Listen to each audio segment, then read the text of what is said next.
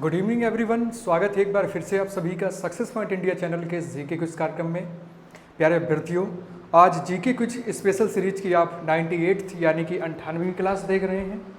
एक आंकड़ों के मुताबिक अगर बात करें तो प्यारे अभ्यर्थियों, आपके पास इस क्लास के माध्यम से लगभग 1000 प्रश्नों का एक पिटारा आप तक सफलतापूर्वक इस चैनल, आपके अपने चैनल सक्सेस पॉइंट इंडिया के माध्यम से आप तक पहुंचाया जा चुका है, जो कि आपके आने वाले एग्जामिनेशन से, चाहे वो आपके एनटीपीसी हों या फिर वो रेलवे ग्रुप डी हों या फिर एक special Uttar Pradesh police constable की जो स्पेशल जो एग्जामिनेशन जो स्टार्ट हो रहे हैं आपके अगस्त माह से, तो या फिर उसमें, इन सभी परीक्षाओं में ये आपके लिए बेहद सहायक साबित होंगे। तो चलिए प्यारे अभ्यर्थियों, प्रारंभ करते हैं आज की इस क्लास को। और आज की इस क्लास में प्यारे अभ्यर्थियों, आपके सामने पहला प्रश्न है कि 1947 से पहले भारत में 26 जनवरी को क्या कहा जाता था। 1947 से पहले भारत में 26 जनवरी को क्या कहा जाता था? शहीद दिवस, या फिर आपका स्वतंत्रता दिवस, गणतंत्र दिवस, या फिर संविधान दिवस। और बात करें प्यारे अभ्यर्थियों तो सही उत्तर है आपका स्वतंत्रता दिवस। स्वतंत्रता दिवस आपका बी ऑप्शन बिल्कुल सही है। बात करें प्यारे अभ्यर्थियों तो देखिए, 26 जनवरी 1930 को आपने पढ़ा है इतिहास में कि रावी नदी के तट पर जवाहरलाल नेहरू ने झंडा फहराकर के पूर्ण स्वराज्य की एक संकल्पना प्रस्तुत की थी। स्वतंत्रता के उपरांत 15 अगस्त को स्वतंत्रता दिवस और 26 जनवरी को गणतंत्र दिवस के रूप में मनाया जाने लगा। इसलिए हम कह सकते हैं कि प्यारे अभ्यर्थियों की 1947 से पहले भारत में 26 जनवरी को स्वतंत्रता दिवस के नाम से जाना जाता था।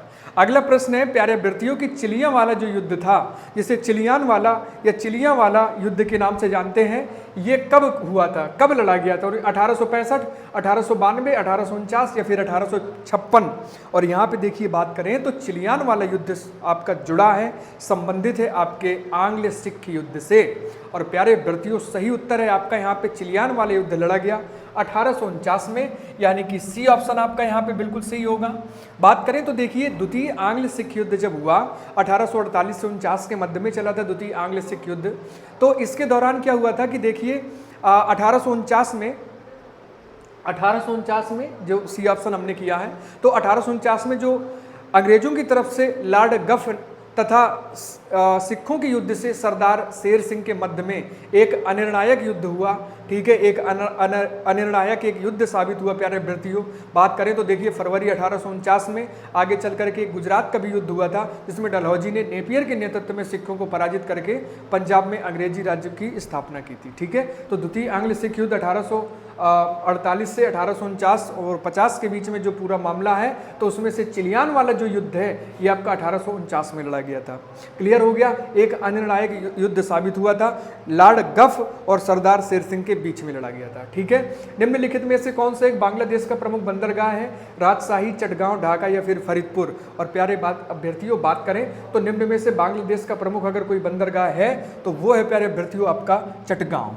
चटगांव आपका बिल्कुल सही उत्तर माना जाएगा यहाँ पे। तो देखिए, जो बात करें तो हम बात करें कि निम्नलिखित में कौन सा एक बांग्लादेश का प्रमुख बंदरगाह है, तो इनमें से बांग्लादेश का प्रमुख बंदरगाह है चटगांव। बात करें तो ये जो शहर है ये बंगाल की खाड़ी के पूर्वी तट और कर्णफुली मुहाने पर स्थित है प्यारे अभ्यर्थियों।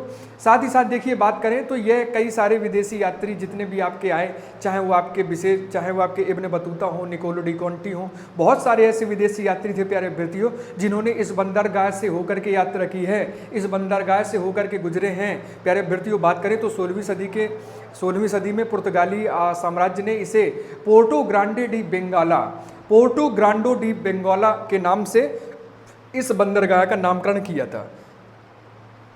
क्लियर हो गया? अगले प्रश्न पर देखिए, आपका भला सबकी भलाई। आपका भला सबकी भलाई, ये किस बैंक की टैगलाइन है? भारतीय state bank, HDFC bank, Canara bank या फिर बंधन बैंक। सीएचएसएल 2019 ने पूछा है प्यारे अभ्यर्थियों।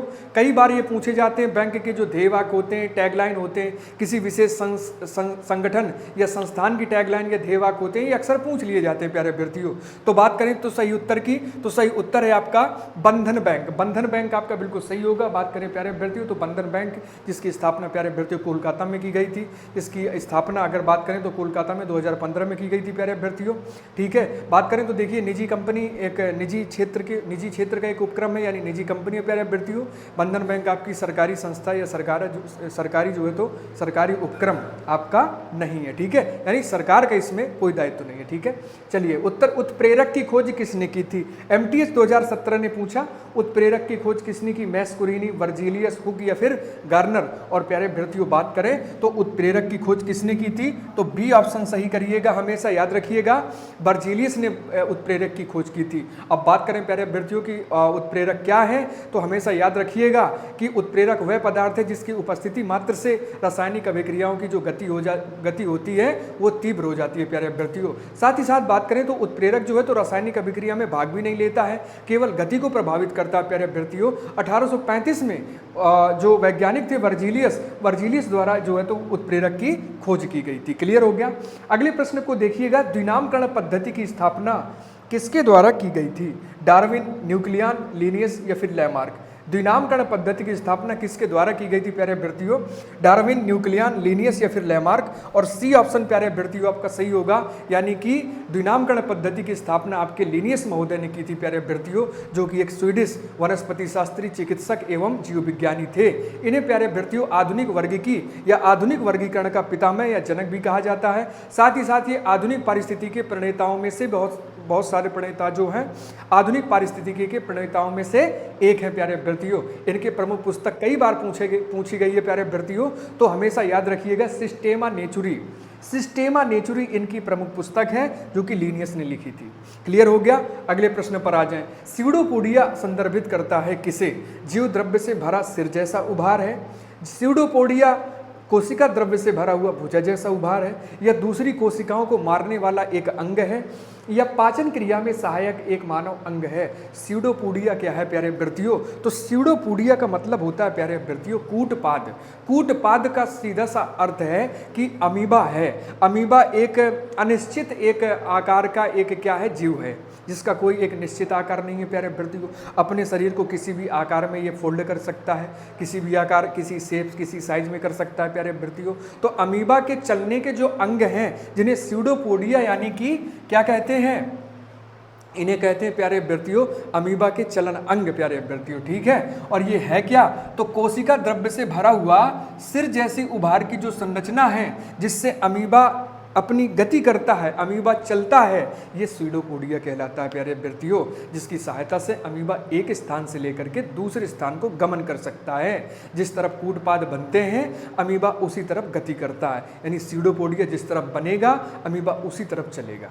क्लियर हो गया प्यारे अभ्यर्थियों? अगले नंबर पर आ जाओ। ध्वनि किससे होकर नहीं गुजर सकती है? ग्रेनाइट से, आशुद्ध जल से, निर्वात से, हीलियम गैस से। यानी कि बात करें तो ठोस, द्रव, गैस और ये निर्वात, मतलब यहाँ पे क्या है? ये निर्वात है एकदम से। ठीक है, मतलब कुछ है ही नहीं यहाँ पे। तो बात करें प्यारे अभ्यर्थियों तो ग्रेनाइट से, आशुद्ध जल से, हीलियम गैस से ध्वनि पार तो हो सकती है, हल्के हल्के माध्यम से पार हो सकती है, लेकिन प्यारे अभ्यर्थियों सी ऑप्शन सही करिएगा, निर्वात से आपकी ध्वनि कभी पार नहीं हो सकती है प्यारे अभ्यर्थियों। हमेशा याद रखिएगा कि ध्वनि एक ऐसी यांत्रिक तरंग है जिसे यात्रा करने के लिए एक माध्यम की आवश्यकता होती है।